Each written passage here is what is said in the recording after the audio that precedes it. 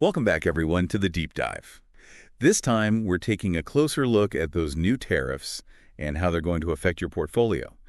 February 1st, everything changed, right? 25% on anything from Canada and Mexico and 10% from China. Yeah, a lot to figure out. Yeah, it's a lot to figure out. So we're going to try to help you make sense of it all and maybe even find some opportunities in all this. Right. I think a lot of people are seeing the headlines, but we need to look beyond the headlines and really think about why are these tariffs being imposed? What's the real impact going to be? And then, of course, most importantly for our listeners, what does this mean for their investments? Yeah, because the sources mentioned drug trafficking and trade imbalances as reasons, but, that doesn't really tell me should I be buying this stock or selling that stock? Exactly. So I think one good place to start is with this 0.4% GDP reduction that economists are predicting, right? That's the estimated hit to the U.S. economy. And 0.4% might not sound like a lot to the average person, but what we're really talking about is every business in the country suddenly making slightly less money. And historically, when you see reductions even that small, it can cause volatility in the market. It can cause shifts in consumer spending. Yeah, so it's not just a number on a report. It's real money that's going to be missing from the economy. But how do we as investors use that information? Yeah, that's the key question, right? That's where sector analysis comes in. So we need to identify the industries that are most likely to be affected. Some obvious ones I think come to mind: technology, automotive, agriculture, retail. And the reason those are so important is they rely so heavily on imports or exports, meaning they're right in the line of fire. Okay, so let's say, I'm holding a stock in a company like Walmart. What kind of things should I be thinking about with these tariffs? Well, a company like Walmart, right? Part of their business model is to rely on those imported goods to keep their prices low. And so when those tariffs come in, suddenly their costs are going up, but they can't necessarily pass those costs on to the consumer, right? Because then they lose their competitive advantage. And so you might see some of these companies, especially the larger companies that rely on a lot of imports, that could squeeze their margins. Right. It's not just about, okay, do they use imports? It's about how much pricing power they have, too. Exactly, yeah. And then I think the really interesting thing here, everyone thinks tariffs, it's all doom and gloom, right? But actually, there are companies that benefit from this. So if you are a domestic manufacturer, suddenly those imported goods are a lot more expensive, right? And so you might see increased demand for your products. And I think another thing to look at is going to be government incentives. As the government tries to encourage more domestic manufacturing, there are probably going to be some programs that investors can look at to see, okay, where is the government putting its money? And, where are those opportunities? So there's potential for growth amidst all this chaos. But how do we find those companies? What should we be looking for? Yeah, again, I think it comes back to strong fundamentals. So companies that have a history of profitability, that have low debt, that, have kind of a proven track record of weathering these kinds of economic storms. So companies that aren't just reacting to the tariffs, but are strategically positioned to take advantage of, like, this new landscape. Absolutely. You've got to think long term. Don't just think about what's happening right now with these tariffs. Think about, okay, how are these trade dynamics going to play out over the next 5-10 years? What companies are going to be the winners and losers? And I imagine that's where diversification comes into play. Right. Diversification is always important, but in a volatile market like this, where you have a lot of uncertainty, it's even more important because you don't want to put all your eggs in one basket. You want to spread your investments across different sectors, different asset classes to try to minimize that risk. And I think one interesting thing here, we're talking a lot about the U.S., obviously, but, think about adding some international exposure to your portfolio. Wait, international? I thought we were trying to, ride out these tariffs. Wouldn't international be even worse? Well, and I think that's a common misconception a lot of people have. While, yes, some international companies might be negatively impacted by this, there are other international companies that actually could benefit. Think about companies that are based in countries that are not subject to these tariffs, right? Suddenly their goods become a lot more attractive. Right. So it's not just us versus the world. It's about understanding the global dynamics and how different players are going to react to this. Exactly. And within that diversification strategy, it's also important, I think, to think about, there's this distinction between growth stocks and defensive stocks. Growth stocks, right? Those are the ones that are expected to grow faster than the average market. Think about companies in innovative industries, tech, renewable energy. They offer the potential for much higher returns, but they also carry more risk. So those are the ones that can really take off, but are also more vulnerable, maybe. Exactly, yeah. Defensive stocks, on the other hand, tend to be more stable in those economic downturns. So think about companies that provide essential goods and services like consumer staples or healthcare. They might not grow as fast as those high-flying growth stocks, but they offer a sense of stability. And within that category of defensive stocks, you have what are called high dividend paying stocks. Oh, now those sound interesting. What are those? So these are companies often in those defensive sectors that pay out a portion of their profits to shareholders on a regular basis. So it's like a steady income stream even when the market is going through a rough patch. So a classic example would be like a utility company or, a well-established consumer goods company. Okay, so we've got diversification across sectors, understanding the difference between growth and defensive stocks, keeping an eye on those high dividend payers. It's starting to feel like a plan is coming together. But it's easy to get caught up in the headlines, make impulsive decisions. Yeah, absolutely. And that's why I think more than ever, you really have to focus on fundamentals. Don't get swayed by these, short-term market fluctuations or these panic-driven news cycles. Really look at the companies you're invested in. Yeah. Take a deep breath, make informed decisions based on, the underlying strength of the companies you're investing in. But how do we stay informed without getting overwhelmed by all this constant news? I think that's where you really need to be discerning about your information sources. There's so much information out there, so much noise. Rather than trying to consume everything, I think you need to focus on those reputable sources that are giving you in-depth analysis and not just, sensational headlines. And I think more than anything, in a time like this, patience is key. So it's about cutting through the noise, focusing on the signals that really matter. But how do we, stay ahead of the curve and adapt our strategy as things change? And that's a great question. And it brings us to the concept of staying agile in this dynamic market.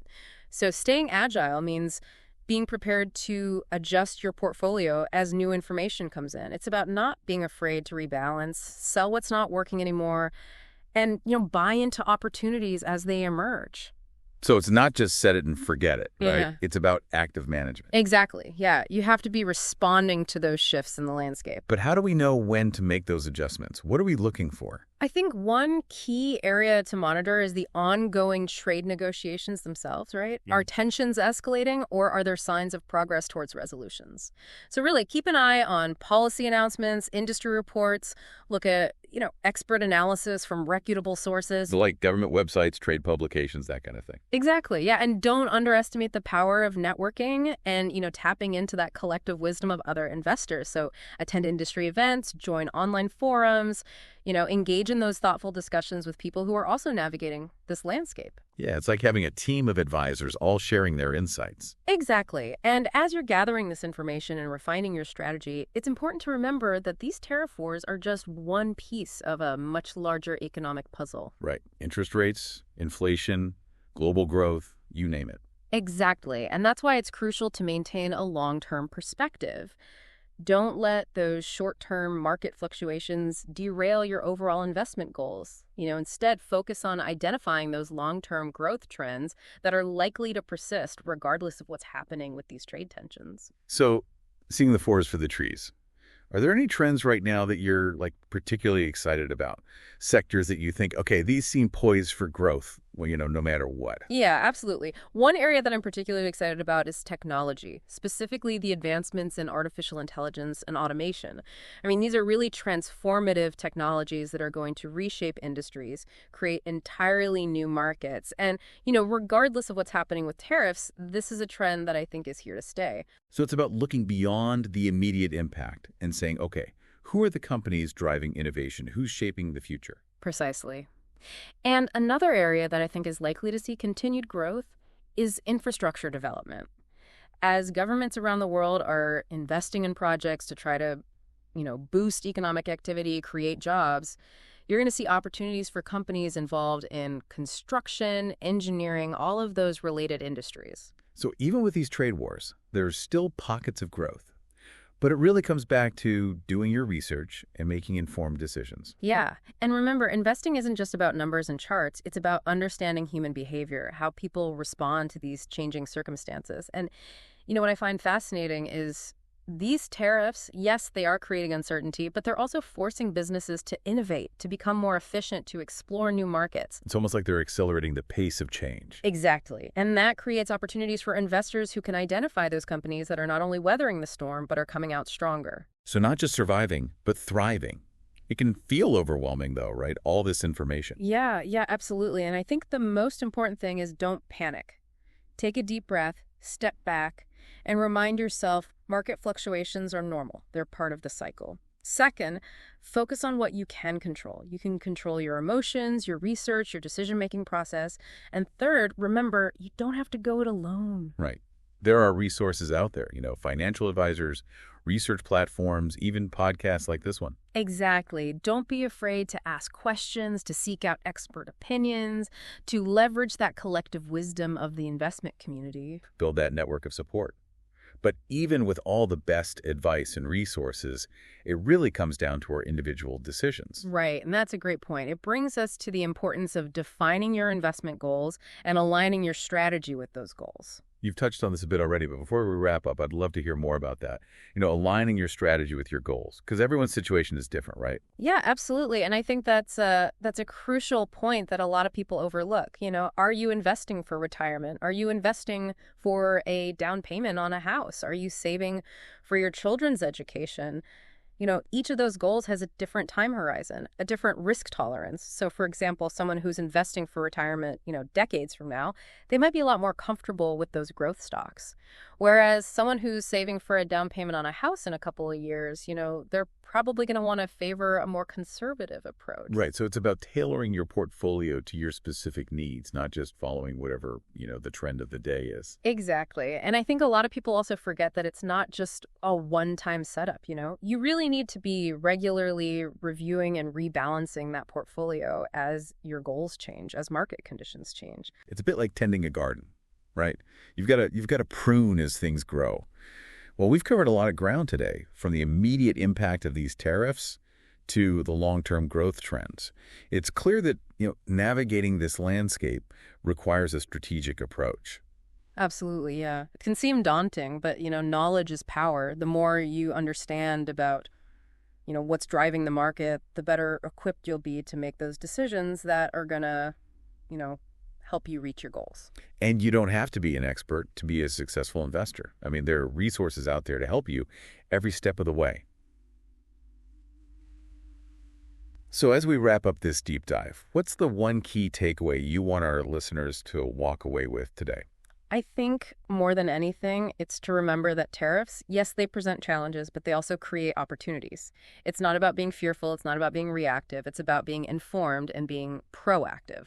I love that. Embrace the challenge. Use it as a catalyst for growth and innovation, not just in the market, but in our own approach. Exactly. And as we're all, kind of figuring out this new era of global trade, I think adaptability is key. Be willing to adjust your strategy, challenge your assumptions, embrace the fact that the market is constantly evolving. It's all about staying curious, staying informed, and staying ahead of the curve.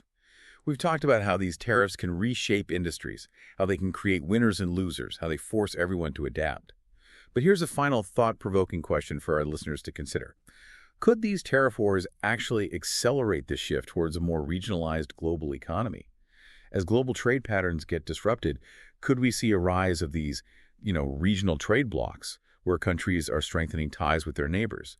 And what would that mean for investors who are looking to capitalize on those emerging dynamics? Yeah, that's a fascinating question to ponder, and it really highlights the importance of not just looking at the immediate impacts of these tariffs, but also considering those long-term ripple effects. How is this going to reshape, the global economic landscape? It's a reminder that the world is constantly changing, and those who can anticipate and adapt are going to be the ones who thrive.